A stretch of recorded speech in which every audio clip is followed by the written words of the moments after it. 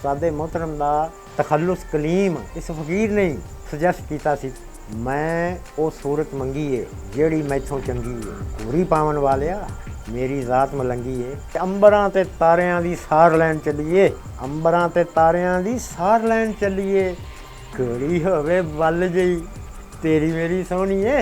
वाह जी वाह, कमाल है। माशाअल्लाह बड़ी हौसला अफजाई करते सी, बड़े बड़े शेर सी, सुनाई दे सी और दाद लई दी सी। चुरंगा मैनू पसंद आंदा सी गुड्डा। उस्ताद हरां नाल पेचा लग गया। उस्ताद हरां ने लम्मा गोत मारिया ऐ थल्लों चुक्या मेरा चुरंगा। गुड्डे दिसने बंद हो गए ने, आई साइट जवाब दे गई है।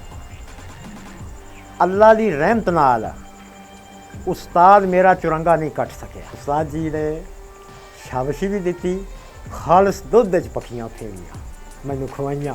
अपना इलाका भी ऐसा है आ सारा हुर्रियत पसंदा दा। उस्ताद जी होरां दा जिहड़ा क्राफ्ट सी ना जिन्हों कीमगिरी कहंदे सी वो इस फकीर दे शेरां दे विच भी है। जदों मैं लाहौर आया तो मेरी ज़्यादा मुशावरत अब्बास ताबिश साहब नाल। ये गल तो हुण तयशुदा है कि वड्डा शायर कदी नहीं मरदा। जिवें साडे सूफी शुआरा ने इन्हां नूं रिकगनाइज़ करदे सी, कहंदे सी मेरे पीर उस्ताद ने। मैं नचिया जग दे सुख पारों सद बुल्ले नूं मेरी धमाल वेखे।